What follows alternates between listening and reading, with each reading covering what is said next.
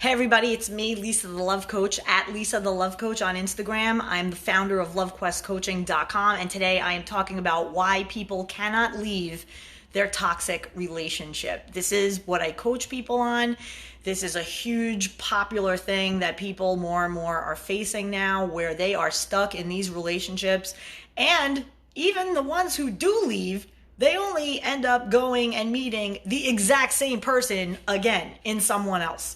What is the deal with these patterns? Why can't people break them finally? And what can be done to break these patterns so that not only can you leave a toxic relationship, but you could manage yourself, heal yourself, conduct yourself in such a way where you no longer are even attracting them in the first place.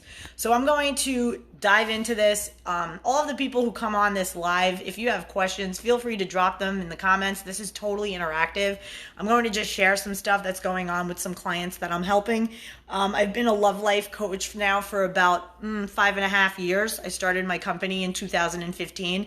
And in that time, I have seen tons of situations with people all in toxic relationships, and they can't leave them. And I found this fascinating because I was in a toxic relationship, albeit it was only for 5 months, and it was highly narcissistic, codependent dynamic.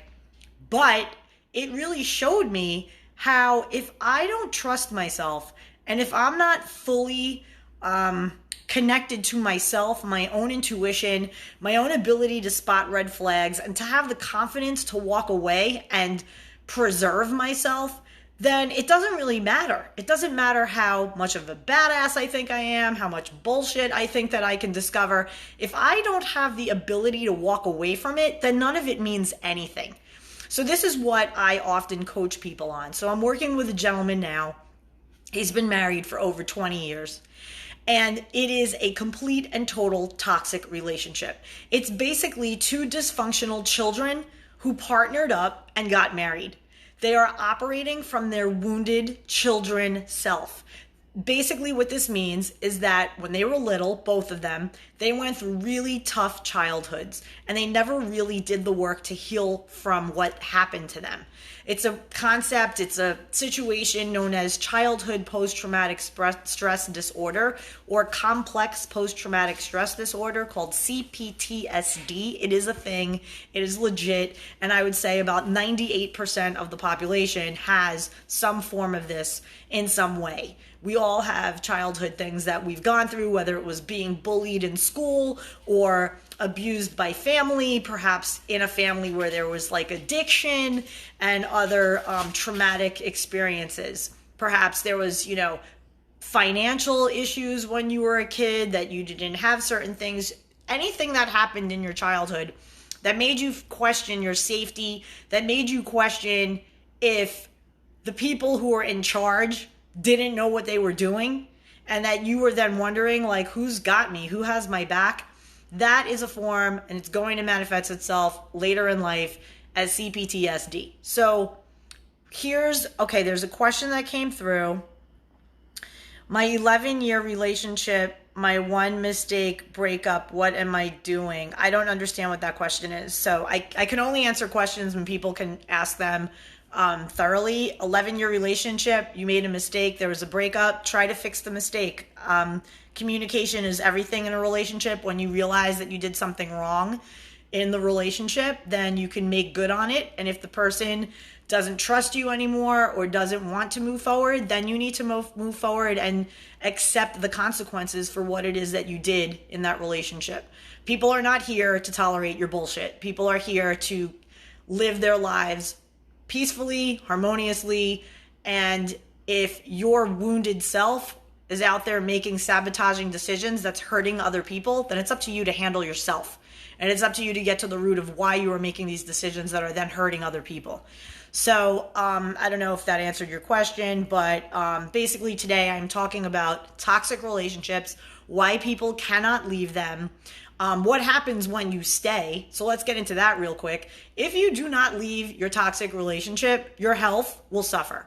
I've seen this happen. It happened with me. The second I left my toxic relationship, granted, again, it was only after 5 months, but the level of stress that I was under in that coupled with getting over my divorce. So it was 1-2 punch, dealing with a narcissist, and then also getting over the loss of my best friend, total, ride or die guy that I had in my life for 24 years.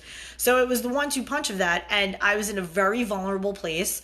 And when you're vulnerable and you're looking outside yourself for soothing in other people, in the validation from other people, in the attention from other people, and you're distracting yourself like I was through this party girl lifestyle, that's when you are going to get bit in the ass. And finally, the bow is going to break. You are going to end up in a deep, dark pit, finally face to face with yourself. And it's not going to be pretty, but you're going to have to face a bunch of dark stuff that you never faced before. But I assure you, once you do it and you commit to yourself and you never self-abandon yourself again, that's when you have this beautiful relationship with yourself, and no one can mess with you after that. So if you want to make sure that you never ever attract sociopaths, narcissistic abusers, toxic people, you definitely need to look inward and start strengthening yourself. That's the number one way to deter toxic people, by coming into yourself, committing to your own healing, and really looking at the different buckets of your life as to why you are attracting these people. There's nothing more empowering than when you take full-on responsibility for all outcomes in your life. And if you are attracting toxic people, you need to ask yourself why that is. And when I asked why that was, everything opened up for me. All the truth came out, everything, every book, every coach, everything that I can possibly do to invest in myself and my healing came out, and it was totally obvious that I needed to take that stand. So another thing that happens when you are in a toxic relationship is you will have the inability to thrive at work. It will distract you. You might get physically ill, and therefore then you need to take sick days from work, or you just can't focus at work. You're also going to experience brain fog. You're not going to be able to concentrate and focus. This relationship and the toxicity of it is going to take over your entire life. So understand that that is going to affect your ability to earn money, your ability to hold down a job. It is very common that when people are in toxic relationships, their entire life is damaged by it. So if that is something that you're experiencing, then you definitely need to seek out somebody. I'm fully happy and here to help. You can connect with me directly through my website, which is LoveQuestCoaching.com. That's LoveQuestCoaching.com. If you're finding me on Instagram Live, just click the little picture of me hidden to my bio. And from there, you could also take a free love quiz that tells you why you are blocking love, the kind of love that you want and truly deserve. And that is a free report. You could take the quiz, you'll get the free report, and then through there you can contact me as well. So I'm really hopeful that if you're seeing this message and it resonates with you, that you take action. A lot of people like to sit and complain, and days and months and years go by and your situation doesn't change. You're just in analysis mode. You're obsessed with looking at what your toxic partner is doing or not doing and how they are being. And you're obsessed with their head, their mindset. Why are they doing what they're doing? And you lose yourself. You start to be so concerned and so consumed with what they're doing that you forget all about yourself. So it's time to turn the lens onto yourself, go inward, and start asking yourself, why is it that you attract these narcissistic, sociopathic, toxic people in your life? Why can't you break free? Understand that it is a wounded version of yourself who stays, and there's an adult version of you who knows that there is a better life on the other side of this. And the reason why you can't leave that toxic relationship is because it is familiar to you. So I'm hopeful that helps you out. I'm Lisa the Love Coach. You can find me on Instagram at Lisa the Love Coach, and you can also find me on TikTok at Lisa the Love Coach. Thanks so much and have an awesome day. Bye.